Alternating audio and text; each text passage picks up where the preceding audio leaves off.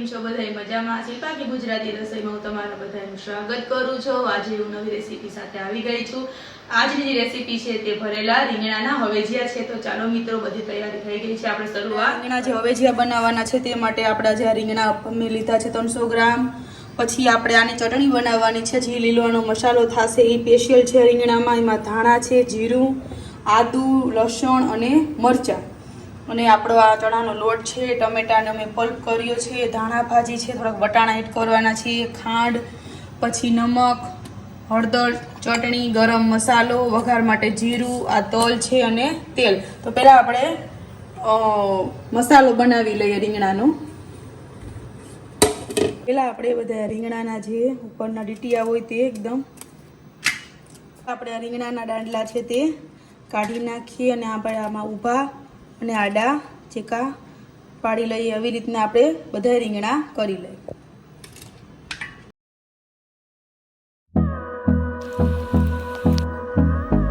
લીલો મસાલો બનાવવાનો છે, જે આમાં ધાણા અને જીરું આપણે એડ કર્યા છે। આદુ છે એના 2 ટુકડા, આ મેં 1 મરચું લીધું છે અને લસણ ને જીરાનું પ્રમાણ વધારે લીધું છે, એકદમ સરસ સ્વાદ આવે। અને આપણે આમાં થોડી ધાણા ભાજી એડ કરીશું, બીજી આપણે મસાલામાં એડ કરીશું। હવે આને આપણે સરસ મિક્સરમાં પીસી લઈએ અને 8 થી 10 વટાણાના દાણા આમાં કરશું એડ કરીશું અને બીજા આપણે તેલમાં। હવે આપણે આને પીસી લઈએ।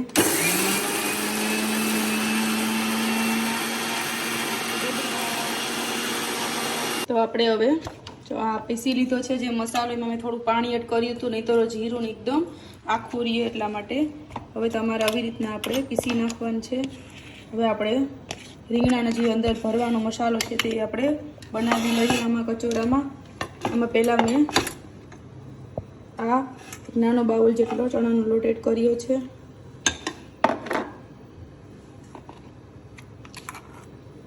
આપણે આ 2 થી 3 ચમચી જેટલો આ મસાલો ઉમેરીશું। આ મસાલો તમે બનાવીને રાખી પણ શકીએ, જ્યારે આપણે કંઈ ભરેલું શાક બનાવવું હોય તેમાં સરસ લાગે છે।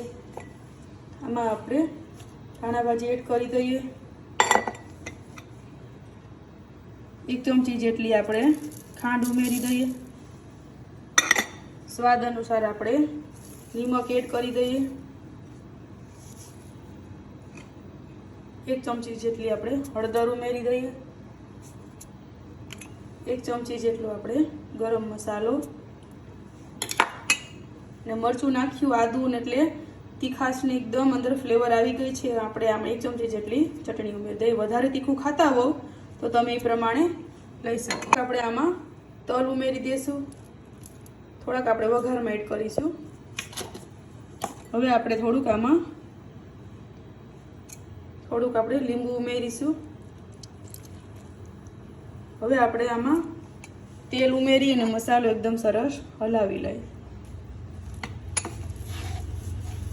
તમે ચણાનો લોટ શેકીને પણ આમાં એડ કરી શકો, પણ આ જે લીલો મસાલો મેં બનાવ્યો છે ધાણાનો અને જીરાનો, એટલે એકદમ સરસ આમાં સ્વાદ આવશે અને એકદમ શાક ફરસું થશે। તમે આ માંડવીનો ભૂકો છે, ગાંઠિયા છે, સેવ છે તે પણ બધું એડ કરી શકો, પણ જે આ મસાલો બનાવ્યો છે એટલે મેં કંઈ નથી નાખ્યું, કારણ કે આ મસાલાને અલગ જ સુગંધ આવે છે, અલગ જ શાક લાગે છે। એટલે એક વખત તમે જરૂરથી આ મસાલો બનાવીને રીંગણાના હવેજીયા ટ્રાય કરજો। હવે આપણે બધા રીંગણા ભરી લઈએ। આપણો મસાલો બની ગયો છે। હવે આપણે બધા રીંગણામાં મસાલો ભરી લઈએ આવી રીતના। ઓલો આપણે જે રેગ્યુલર મસાલો કરતા હોય તે એકદમ કોરો મોરો હોય, પણ આ મસાલો સેજ એવી રીતના જ રહે છે, જે આપણે પેસ્ટ બનાવી છે એટલા માટે।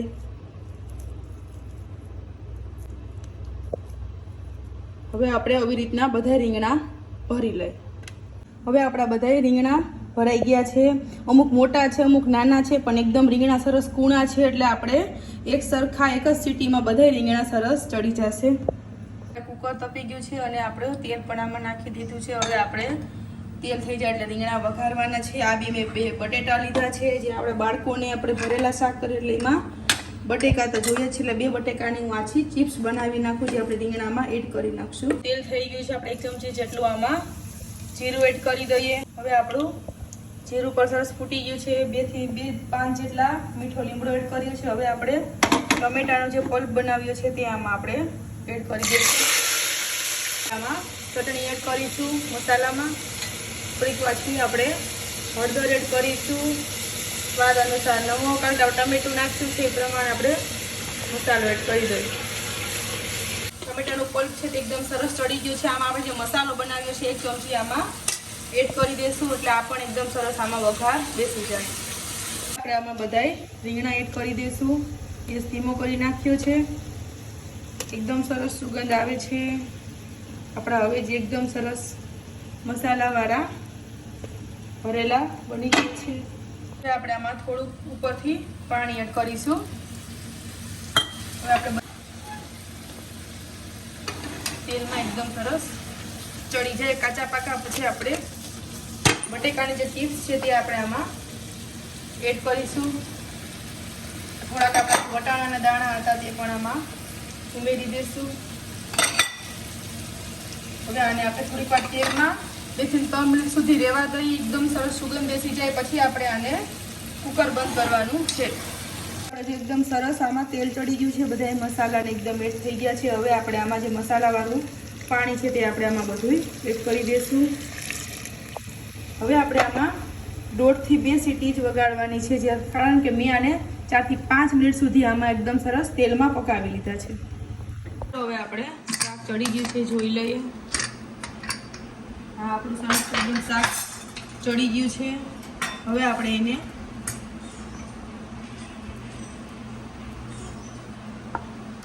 કાઢી લઈએ. રીંગણા, બટેટા, વટાણા જે આપણે બધું આમાં એડ કર્યું હતું તે બધું સરસ ચડી ગયું છે. હવે આમાં બધું કાઢી લઈએ. આપણે આમાં થોડું ઉપરથી થોડા તલ ઉમેરી દઈશું, અને આપણો બાળકોનો સ્પેશિયલ આ મેગી મસાલો થોડોક એડ કરી દઈશું, અને આપણે ધાણા ભાજી. તો મિત્રો, જે લોકોને મારે આ ભરેલા રીંગણાના હવેજીયાનું જે શાક જે લોકોને પસંદ આવે તે મારી ચેનલ લાઈક કરો, સબસ્ક્રાઈબ કરો, શેર કરો, બેલ આઇકન દબાવવાનું ભૂલતા નહીં, જેથી તમને મારી રેસીપી જોવા મળે. બીજી રેસીપી સાથે મળશું. ત્યાં સુધી બધાએ આવજો.